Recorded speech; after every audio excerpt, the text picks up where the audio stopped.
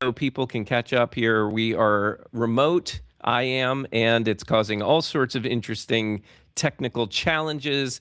We'll see how this goes today. I'm hoping everyone can hear me on the video, and I'm going to just rock and roll. Here we go.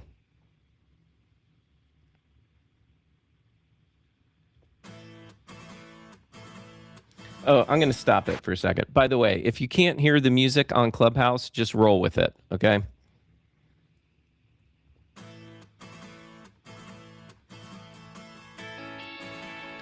Good morning, podcasters. Today is Monday, June the 1st, 2026, and today, bloated software stacks, forgotten subscriptions, and duplicate tools are costing podcasters more than they realize every single month. Ralph Estep and the team will show you how to keep more of what you earn.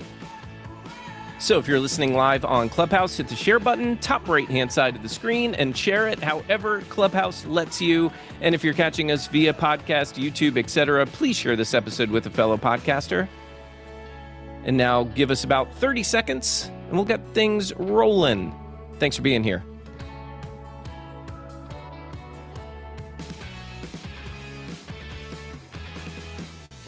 The Podcasting Morning Chat is powered by Ironic Media, helping podcasters launch, polish, and grow great shows. And by Content Creators Accountant, helping creators build real business behind their content.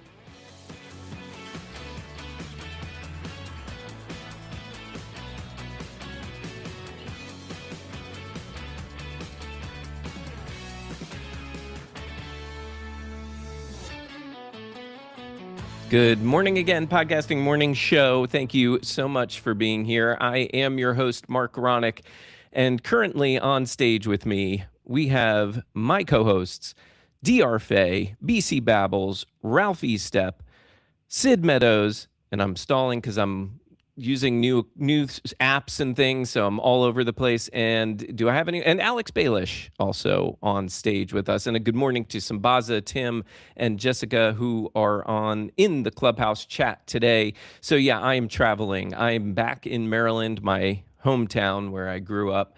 All my family, well, my parents, Amy's parents, are here.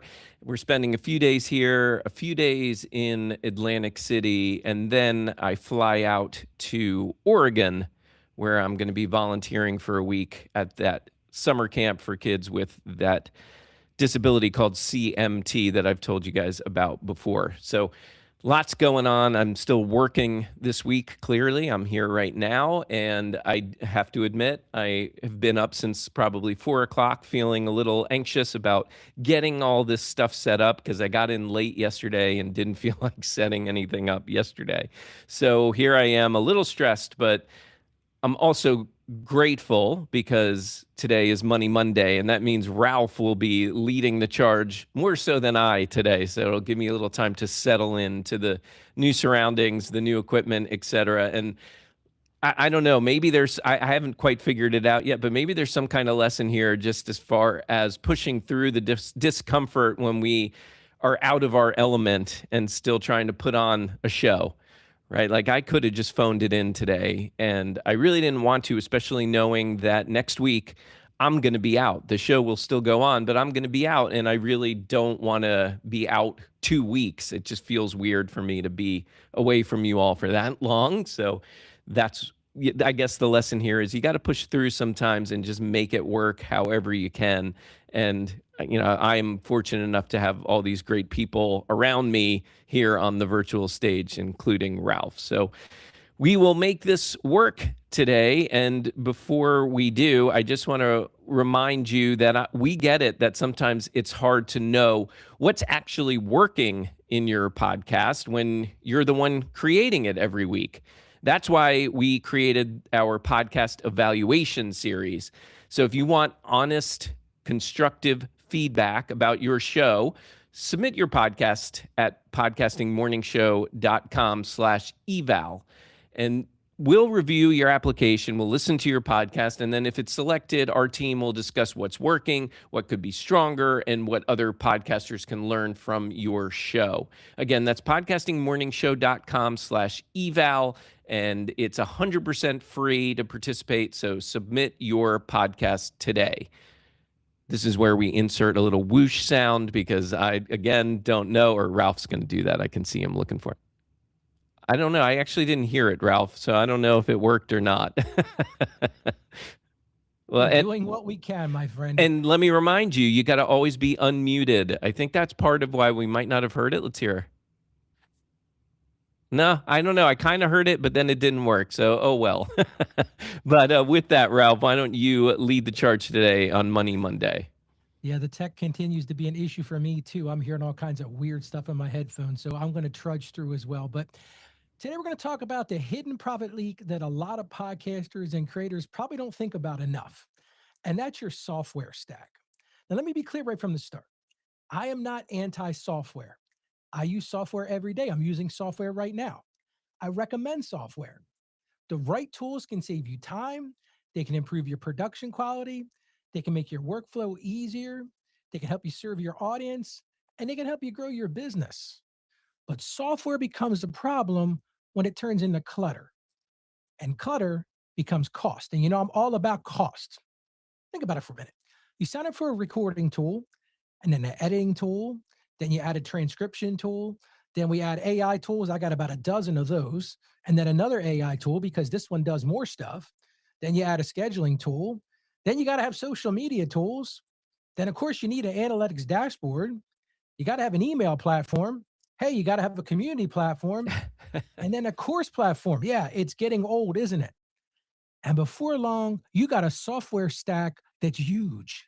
You might even have what I call a software junk drawer. And that junk drawer could be draining your profit every single month. So today I want to walk us through the problem. I'm going to share with you a couple of real world examples, and we're going to talk about how to clean this up without making it complicated. So here's what I want to start off with, everybody. This is the first question for the room today. How many software subscriptions do you think you're currently paying for? I just want you to put that right in the chat. Is it 1 to 5, 6 to 10, 11 to 20? Or maybe the best answer is, I have no idea. Ralph, drop that in the comments. Is this an intervention for DR? I'm just asking because I'm just asking for a friend because I didn't know that was the title today.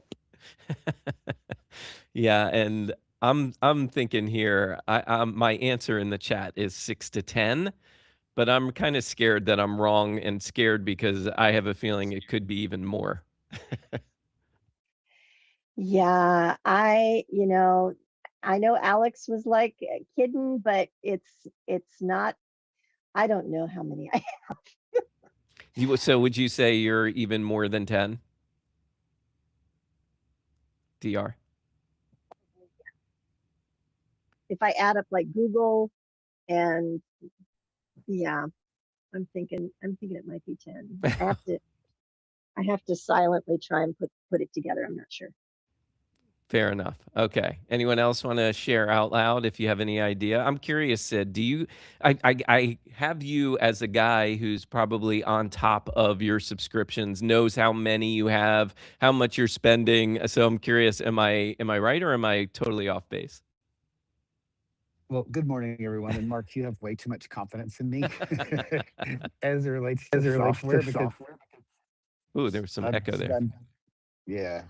As I was thinking about this, like I also have to include like Microsoft because I have Microsoft email and then Google. I mean, I don't know. It's probably more than 10, but yeah, you have way too much confidence in the fact that I'm on top of this one because I'm not. How about specifically for when it comes to your podcast, though? Like, I know a lot of us are probably answering with everything combined, but like, when we're talking about for the podcast specifically, like, for example, I'm sure many of us are using Canva, right? And we're probably paying that, whatever it is, 12 to 15 bucks a month. And right there, that's kind of embarrassing, right? Like, I don't even know exactly what I'm paying for these things because there's so many of them, right? But yeah, so when we talk about our podcast, that's why I'm saying maybe it's 6 to 10, but that feels a little conservative for some reason. But here's really the real question. How many of those tools had you actually used in the last 30 days? Because that's where the money is. That's where the leaks are. Yeah, I'm feeling like it's only just over the past few months that I've been really starting to connect with how much money I'm wasting with when it comes to subscriptions for my business for podcasting. And I think, and I was on Dave Jackson's show over the weekend and I mentioned this to him. I'm trying to think which one. There's one that it was Shopify. So I was using Shopify for my merch, my old podcast shirts with all the different logos that look like movie themes and TV shows and all that, logos, I should say. And I was paying just for Shopify alone, I think it was like $39 a month. And I didn't want to cancel it because I really wanted to sell those shirts. And I felt like, I'll eventually people are going to start buying these. And unfortunately, it was just like one this month, then maybe next month, none, then maybe two sold a few months later, but I'm paying $40 every month. And I was not making money. I was just losing money hand over fist at that point. So I finally pulled the plug on that. But yeah, I'm sure there's probably others, Ralph. Yeah, and let's start with the big issue, because most creators don't get into financial trouble because of one giant software expense. It usually happens one small subscription at a time. It's that $19 tool that doesn't feel dangerous when you subscribe to it. It's that $29 tool, or even that $49 tool that doesn't even get your attention. But when you stack them together, they can easily become hundreds of dollars a month. And here's the big problem. Those charges grew automatically because they become invisible. And that's where creators get into trouble. You're focused on creating the episode, booking the guest, editing the show, posting the clips, writing the email, finding the sponsors, but the tools just keep billing. So let me throw this into the room. What is the software category where podcasters and creators are most likely to overspend? Is it AI tools? Is it editing tools? Social media, analytics? You tell me, what is the number one thing where most of you feel like you're overspending? DR, do you have any thoughts? You looked very curious there. You looked very like you had a thought there. Writing the list right now of everything that I subscribe to. I mean, little things like Squarespace and the host of, and the domain, the Namecheap, and my Snagit tool. And I mean, all of these things that I think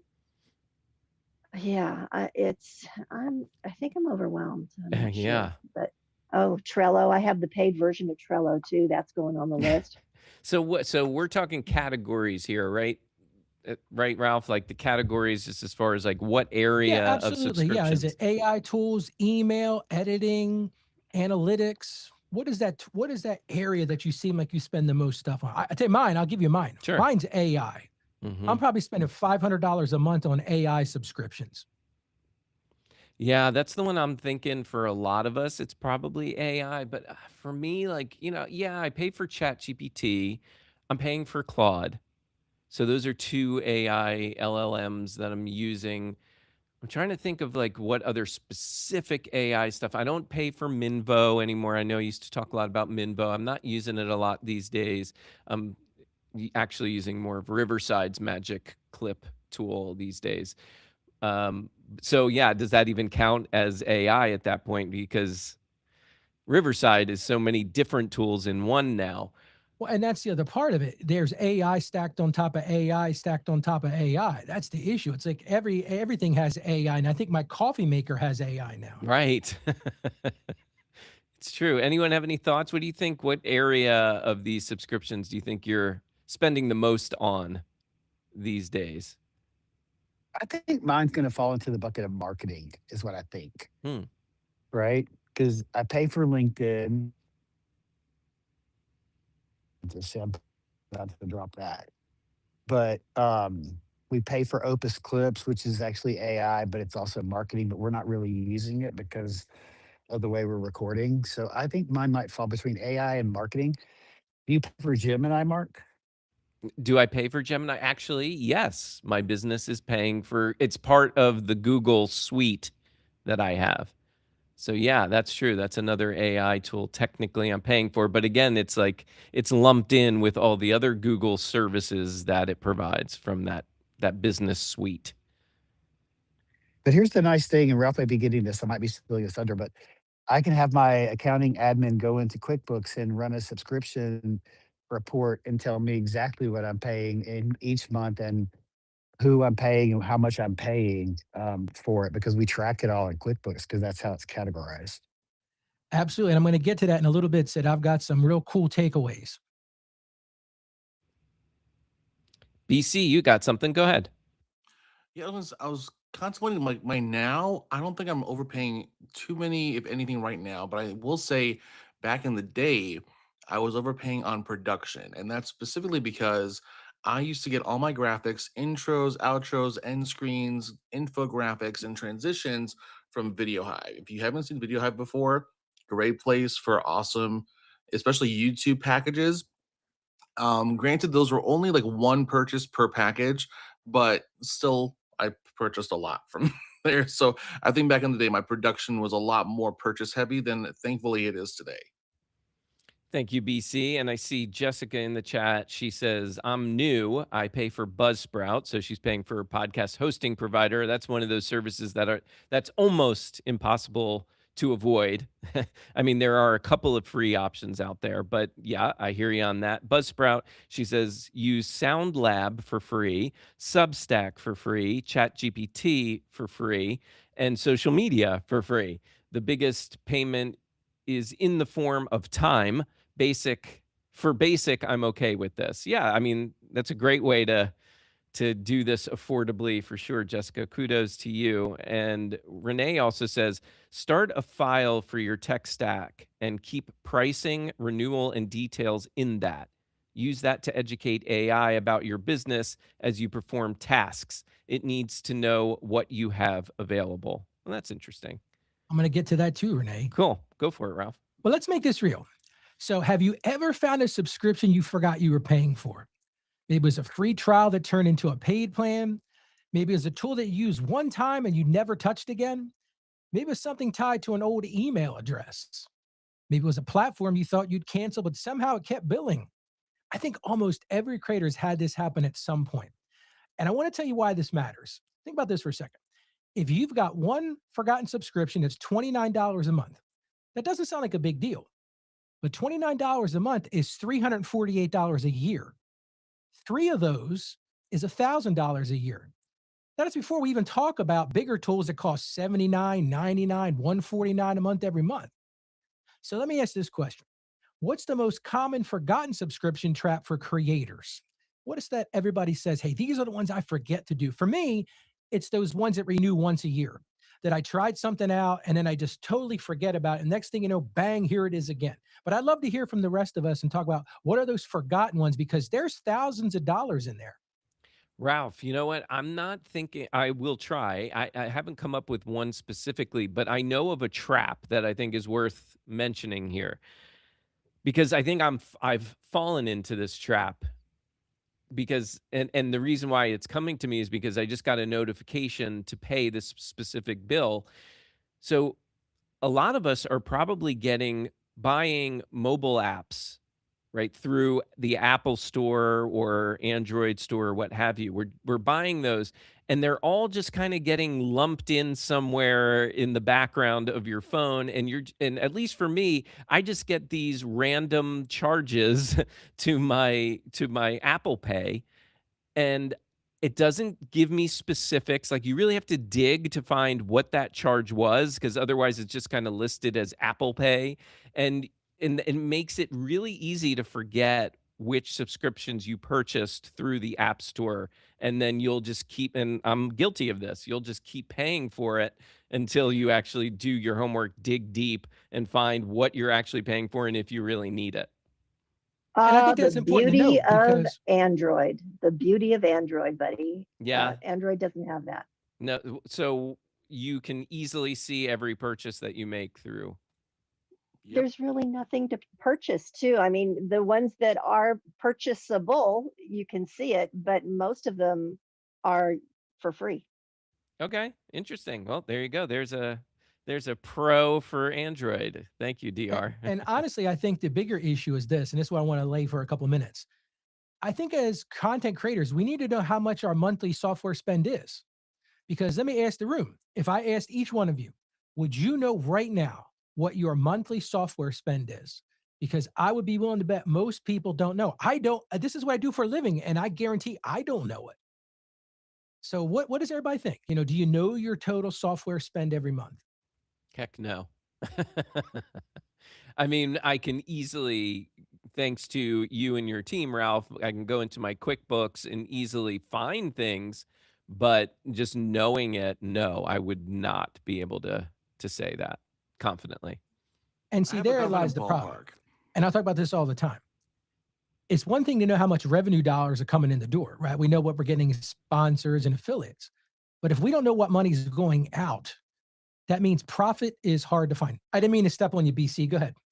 No, you're good. I was just saying. I think I've got a confident ballpark, but as far as like a solid number, no, I don't got that. I got no clue. I would say like $70 a month. I think right now. BC, and please forgive me, Ralph. I know this will somewhat derail us for a second, but BC, you put in the chat, LinkedIn Premium is evil, and I stand by it. I agree with you. To be honest with you, I feel like it's evil, but I'm curious as to why. Oh man, if you check my TikTok, there are some videos on there where you can tell I got beef with LinkedIn. Okay, my issue with LinkedIn is that it has this evil tactic that it will employ to get you to pay for premium, and it will claim that you have countless or at least numerous, if you're an entrepreneur, I should say specifically, it'll claim that you have numerous service requests waiting for you on the premium side from people who, I've done the research, they do exist. They're not made of people. It'll say real people on LinkedIn have been requesting services from your profile, but you can't see them or respond to them because you don't have premium. Right. So, but then you go to pay for premium, suddenly they're gone. All those supposed and they will name the person. Andy's waiting for you to give web design services. Andrea needs some help with social media marketing. They'll be gone the second you pay for premium. And it's like, this is some Wow. low down dirty stuff. Wow. I also feel like it's really expensive for what It it is. offers. Like I don't feel like it offers a whole heck of a lot for, I think it's like $60 a month or something like that. Well, see, I'm not sure what's changed because it used to be that, at least for me, I was just offered this past month for free, and it said by the end of it I was going to be charged 100 something for premium. So I'm like, nah, I'm gonna enjoy this little sales navigator for like 28 days. I canceled it last night. That's all they're gonna get from me. Yeah, I had it for probably about a year, and I mean, I don't want to talk badly about LinkedIn, but I do feel like it's more of a scam than anything because it really doesn't, I can't figure out really how it's serving me other than giving me the ability to private message more people. Like, I think that's one of its perks is that you can, it may be unlimited private messaging, but like that's it really that I find. It's, you know, I think for a while it almost even was trying to tell you that you could get more visibility with your posts, and I wasn't seeing any difference. And now that I've cut it off completely, I'm still not seeing any difference. Like I haven't seen a drop now. It's just I'm not happy with it. I don't think it's a great service. All that, and I will heavily degrade LinkedIn when I have the chance. But it's like the sales navigator, I think, just like puts the messages into a nice, prettier package or platform. But there's no further assurance that you'll get a response from someone that, even especially if you haven't connected with them yet. So it's just, it looks prettier. It might look great. I personally, like you said, I've not seen any additional more momentum for Yeah. myself with it. Yeah. And that's the other frustrating thing, right? Like we get these subscriptions, we pay for them. Sometimes we forget them and we're paying $60 a month for it. You know, so yeah, it can be really, really dangerous. Now I'm going to pause here real quick. I think Ralph, I'm the one that's supposed to be having technical difficulties being on the road with all my remote equipment. What's going on over there? If anyone's watching the video, they can see. This is the craziest morning ever. I get in here early, I test everything. My camera decided to switch. You know, I'm not a Riverside fan, but anyway, that's a whole nother story. It's not Riverside. It really isn't. It's the text, dude. I'm telling you right now. I think because I'm talking about subscriptions, the evildoers of the world are trying to mess me up as much as they can. I think so. So at least I've gotten rid of the echo, but now I've got this weird side shot of my studio. But it's all good, my friend. You know, we're just gonna roll with it. We're gonna make life happy. I'm gonna I'm going to see if I can do something here. There we go. Let me do this at least. I don't know what's Now, going on. There we go. DR, We're going to go. let We're me going to go tighter shot. There we go. let me ask DR real quick. DR, I see in the Clubhouse you put $80 per month for me. What are you referring to there? LinkedIn, when I was doing the navigator thing, it was $80 a month, and I didn't notice anything at all. The one thing that I will say is that I was talking to a potential client over the weekend, and the first thing I ask a potential client is, where did you find me? So I know where to put my money, my marketing money. And she said, actually, I was searching LinkedIn and you came up. And I went, okay, good to know. Mm-hmm. Thank you. Yeah, interesting. But I'm on the free version. And you're on the free That's version. the free version. Okay. Go ahead, BC. Yeah. Almost forgot which one I got to press the Yeah. microphone on. So that poses a really good question, because in my experience, I'm getting people who find me from ChatGPT, but I'm not sure how to then redirect marketing efforts to ChatGPT, because it's not quite the same thing. It's not a social media platform. So I don't know if anyone has insights on that.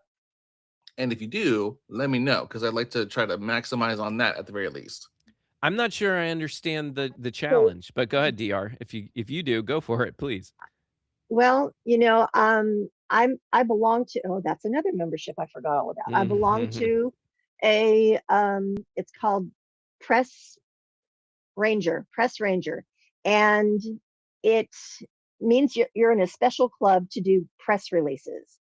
And if you didn't belong to this club, I mean, a full court press release that would hit AI and all the biggies, the Yahoos, the Bloombergs, the everything, it could cost up to $1,000 per press release. But if you're a member, then it could probably be around $400, which is a good savings. And this would hit the AI too. The $400 tier would hit the AI. So. Well, hopefully that's helpful, BC. And let me see here. Ralph is really struggling today. We're trying to get him back on the video. I'm still here. All right, yeah. Now you got to fix the Riverside. We have a little editing to do today. That's okay. This echo. I'm going to do that. I'm going to leave the Riverside and just go into chat. Or do that.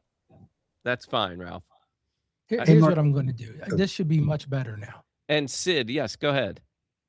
I just bring a little clarity to LinkedIn conversation for a second, Sure. because I understand the love-hate relationship with it. I'm a big fan personally, but the premium subscription and Sales Navigator are different subscriptions. You can subscribe to both of them, like I do, and it's $100 and something a month. I do not use Sales Navigator the way that I should be using it.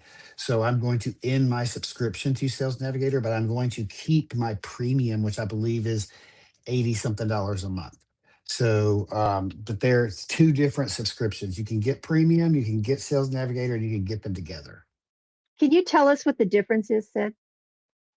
So premium gives you, so Sales Navigator is if you're trying to track conversations with people, or you're trying to track people, let's say at DR that you've gone in there and you typed in search keywords like business with a podcast or something like that, and you want to track that person, but you're not connected with that person, you can track their activity.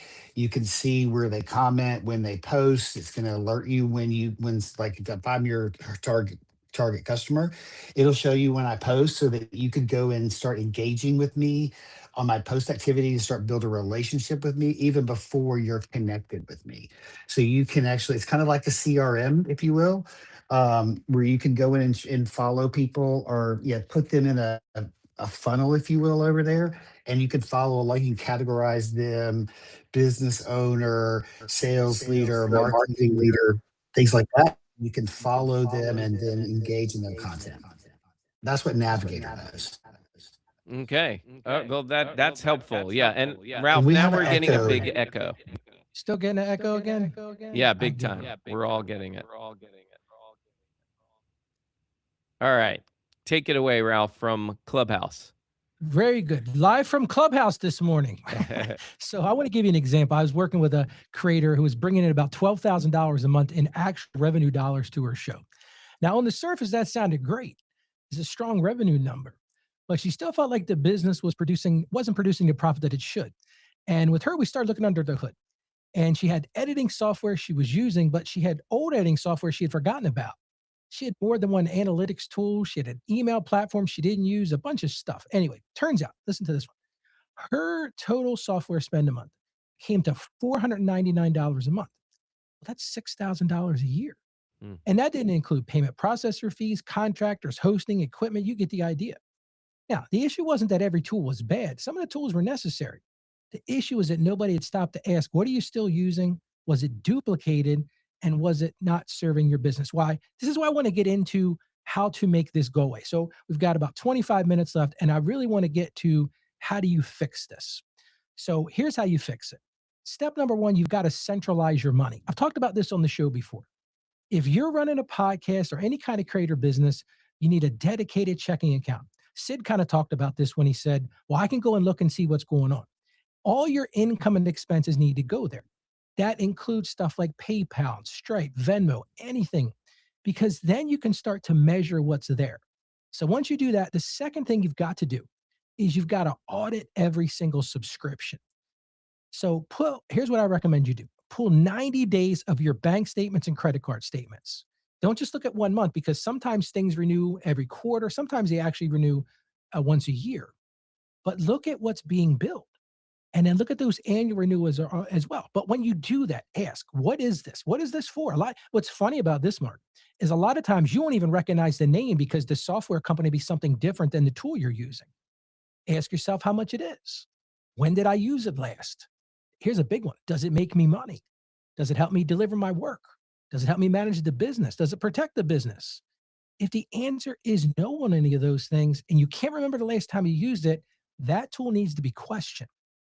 The next thing you've got to do is you've got to categorize the tools. And this is really the thing that I think will really help the creators who are tuning in today. Once you've got that list, put every tool into one of 3 categories: essential, nice to have, or never used. Those are the 3 categories. Essential tools, they're going to be the ones that help you produce something, they help you sell something, they help you deliver, manage, or protect the business. The nice to have tools, they may be useful, but they're not critical. And of course, the never use tools are the easy ones. Cancel those right away, because I want to say this clearly. The goal is not to be cheap. The goal is to be intentional. If you can find a tool that saves you money, keep it. But every tool needs a job. And if it doesn't have a job, it's just a recurring expense that doesn't help you. So here's a question for the room. What is harder to cancel? A tool you never use, or a tool you barely use but still feel attached to? Because I know some of us have these tools that we're attached to. I'll give you mine, for example. I have a tool, Alphonic. I never use it. I never use it because my team uses this script and I just don't have a place for it. But I noticed the other day, I'm still paying like $11 a month. So let me throw that. What are the tools that everybody's, and then I got a couple more steps, but what are the tools everybody wants to keep even though they're not using them anymore? Mm. Yeah. What do I want to keep even though I'm not using it? Is that the question? Yeah, that's nice to have. I might use this once a year. I might use this once a decade. Because I think that's what a lot of people don't think of. If we agree that we need 3 stacks, we need to have that essential stack, the nice to have, and we don't never use stack. Yeah. What are the BC ones has that, one. it's one of those things where I've always had this tool. I just keep it out there, but I don't really use it. BC, what do you got for us? Um, I saw a hot pepper. Did you oh, not? it's stuck. My pepper's stuck. See, That sounds the like a tech personal today is problem. crazy. We got stuck Okay. peppers. We got background vocals. This is crazy time. It must be June 1st. I might have one soon. Um, as everyone knows, I am an AppSumo aficionado, Yeah. and I have purchased an app called Flex. Oh shoot, I don't even know it. Flex something. It's for video, and actually, the interface looks a lot like Canva, and I think they designed it that way. Um, so I might possibly be able to fade Canva out. I pay for a year subscription at a time because it turns out that it's a little over $8 a month when you do that. But yeah, I might be able to. I keep running into snags when I work with this new one, and then I kind of convert back to Canva. But I know that I feel like I'm blossoming on this new one, so we'll see. Yeah, for me, I was thinking Auphonic might be one for me. That's one that I know that. So, and for those people who don't know, Auphonic is AI enhancing software for your audio. It helps make your audio sound more clean, more professional, more studio quality. And I really don't have a big need for it right now because I'm not doing all of my clients' editing. My Right. editors are, right? So, but for some reason, I feel like it's something helpful to just have in my back pocket in case I'm doing some kind of editing on the fly, whether it's for my own stuff or maybe I'm helping with something for a client. But Right. really not something that I need to have, but like to have. Yeah. Anyone else have anything like that? No? Okay. And Ralph, I see you're back on the video. Yeah, we're gonna try this again. Hopefully not Very anymore. No, it's still echoing. Okay, well then I'm gonna get out of the video. Sorry. Yeah, I think that's a good idea. All right, so yeah, those we got a couple there for you, Ralph. All right, cool. Well, let's move on then to the next thing I want to talk about. And actually, Ralph, So, before you do, I'm do you sorry, want to share real quick about what's coming up tomorrow? absolutely, because I'm already driving myself crazy. Yeah, so might as let's well just bounce throw around more even at more. you. It's all good, dude. I'm a professional at this. I can do this. Now, tomorrow's going to be fun. We've got Jen Trepic coming on the show. She has a podcast called Fries with a Side of Salad. Well, the reason I brought her on is I met her actually at the Empower Podcasting 2 conference. Her and I met in the gym, actually. And tomorrow we're going to talk about the health connection to being more effective in creating content. So we're going to talk about what are the health things that you can do to make your content even better. So I know it's a little bit off, a little bit strange idea, but I really think there's going to be a lot of value in our health journey in making us better creators. And we'll also talk about the Podcast Professionals Association. So make sure you join us tomorrow when Jen Trepic joins us. Yes, Jen is the founder along with Tracy. They founded the Professional Podcasters Association. That's an association for people who are making a go at a living in the world of podcasting. They have some kind of product or service that they offer to podcasters, and I think it's something like they have to be 50% of their income has to be has to come in through that particular product or service, something along those lines. And it's just a way for all of us professionals to get together, talk about the business, help one another, and help ultimately get some exposure as well. So yeah, great organization, and Jen's a great person. We will look forward to that tomorrow. So in the meantime, Ralph, And that's another yeah, monthly. I mean, that's kind of like a union almost. You can put that in the category of union, and that's also a monthly charge as well. yeah. Now Unless you put it like a year down. I'm part of the founders circle. I was one of the original group of people who signed up. So I had a one-time fee, like a lifetime Nice. fee. But BC, I know you're a member, and are you paying monthly? I've paid only the one time, so I think I had a similar deal to yours, or I got in when it was available. But that reminds me, and to thank you, DR, that I guess my thing that I don't really use is Podmatch. I love Podmatch. I love our mutual friend Alex Sanfilippo, but I don't really use Podmatch much anymore. I mean, I'm kind of drifting away from interview-based podcasting to be more singular in handling my own content. So that's where that falls now, technically. Yeah, I'm pretty sure that PPA bills annually, Mark. okay. I think that's the way it works. At least that's my recollection of what it is. You're right. Yeah, that makes sense. Yeah. See that? In BC, you didn't know. And you'll probably be charged again at whenever your year is up. I gotta See, that defines what I'm talking about today, isn't it? These are the things. When that is. And that's why you've got to put these things on the spreadsheet and start keeping track of them. Agreed. Yeah. And I know there are apps out there. Is anyone using any apps to help them manage their subscriptions? Like Rocket Money?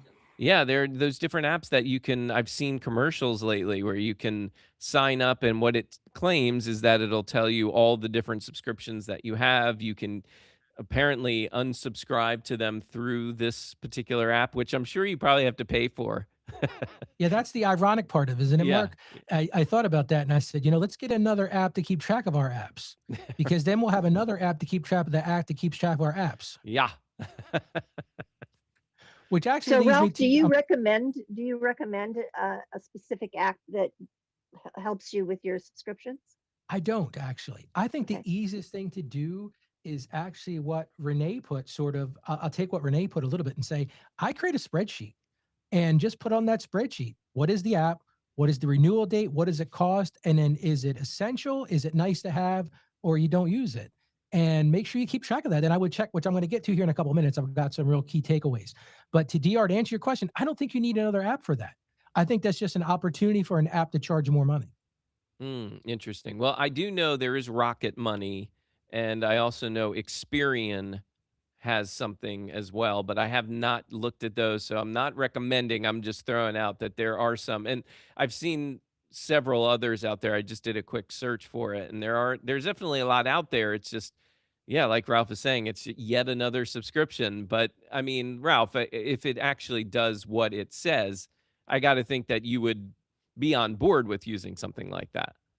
I would, but I'll add a caveat to though. Okay. I like what Sid does better, and that is use some accounting software to keep track of your charges, because then you'll effectively have the same thing. And with that, you'll act, which is what I'm going to get to here in a second when I say look for duplication. With that, you'll actually be able to do two things with one subscription. So if you're going to go get one of those, I'd rather see you get a subscription to something like QuickBooks Online, where you can start keeping track of every single transaction that hits your credit card, your bank account, and you can actually categorize those as subscriptions. And you could look real easy, like Sid mentioned, and go see what am I paying for? Yeah, yeah, that's a great point. Yes, and I forgot about that. Yeah, Renee earlier sharing some of that idea. Yeah, feed all of your info to AI and have it help you out. But the problem is as we've talked about, so many of us forget about all the subscriptions that it's only going to be as good as what we tell it. And if we're forgetting to give it subscriptions, it's not going to be as effective. Yeah. Absolutely. Well, let me get on to the next step in this puzzle because I want to make sure we get through this because I've got a couple extra things to add. Next thing you want to do is you want to look for duplication because this is huge for podcasters. We have a podcast platform that already gives us analytics, but then we're paying for something else. We might have an editing platform that includes transcriptions, but then we're paying separately for transcriptions. You might have an email platform that has automation, but then you buy Zapier or something like that. This is the big deal with these things. You got to take a look and say, am I paying for the same thing twice? Mark, you kind of mentioned it, and not the same thing twice, but you said, hey, I'm not really doing editing. So do I really need Auphonic? The next thing I'm going to encourage you to do, and this is the question I kind of started the discussion with today, is actually to create a software budget. I know a lot of people don't like the word budget, they hear restriction. But I think that you need to do that. And I'm not saying there's one magic number that applies to everybody because it really depends. But for creators, it might be anywhere from $100 to $400. You could have small creators paying less. I just think you really need to have a budget for that. So let me ask the room this question.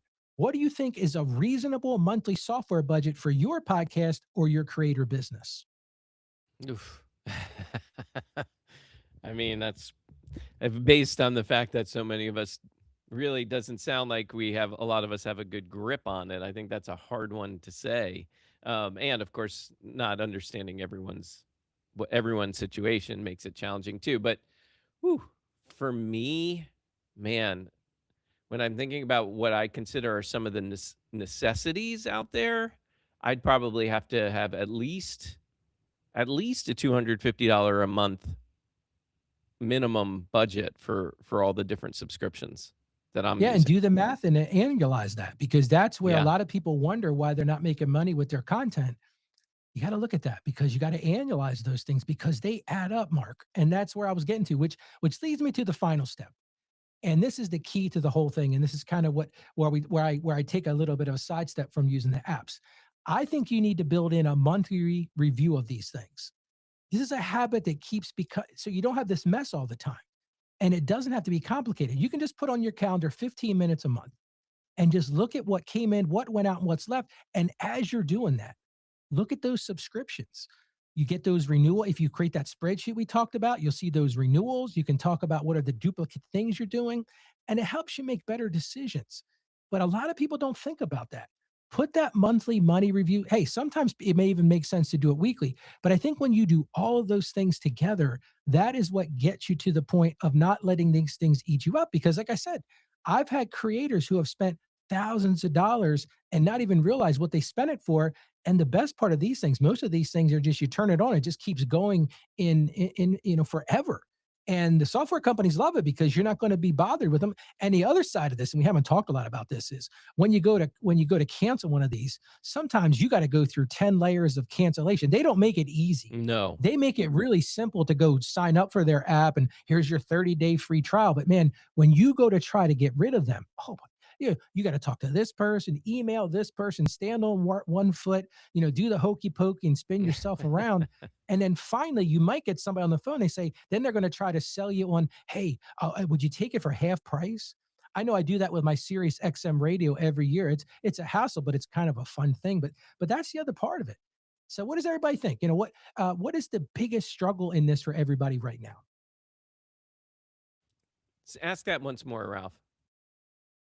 I think right now what I wanted to kind of end today with, and we got a couple more minutes, but what is the biggest struggle for this? I honestly think, based on the comments in the room today, I think a lot of people just don't know what they're paying for. And you got to start with clarity. I talk about that in my accounting practice all the time. You got to know where your money's going. I think that's a big struggle. I think once you know where your money's going, then I think you have to have a difficult discussion with yourself. You talk to yourself, if you will, and decide what things are essential, what things are those nice to haves, and what are those things that need to go. But I really think it starts with information. But let me ask the room that question. What do you think the biggest struggle to this is? Mark, you and I talked a little bit about the show. Is maybe we ask this question too. What's that one thing you're not willing to get rid of? Because that's a lot of us have those hills we're going to die on. It's that one software subscription we're not willing to get rid of. Mm-hmm.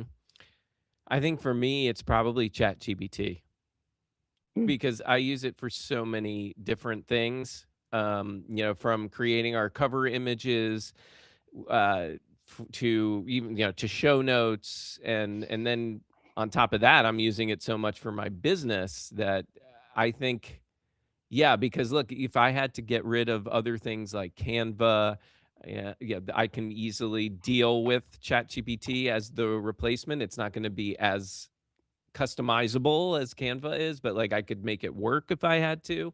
And, I'd also use it just for the sheer fact of getting new content ideas. So yeah, I think that to me, I'm going to pick a tool like ChatGPT, the one that's going to give me the most bang for my buck. But then it's like, well, then what? Then what about like a podcast platform, hosting service, right? Like, well, then, okay, so we currently use Spotify for creators. So no harm, no foul there because that's free. But a lot of you are using paid services that you've really come to know and love. And I'm sure you wouldn't want to get rid of that either. And it would make that one a very hard decision to choose which one you want. And that's why I recommend doing that exercise of this is what's essential, this is a nice to have, and these are the things that got to go, Mark, because I think we all are going to have to go through that decision tree. And if you have a rough month, then you can make a decision. Well, okay, I'd really like to have this, but I can't keep it going. And I think that's really the tough part.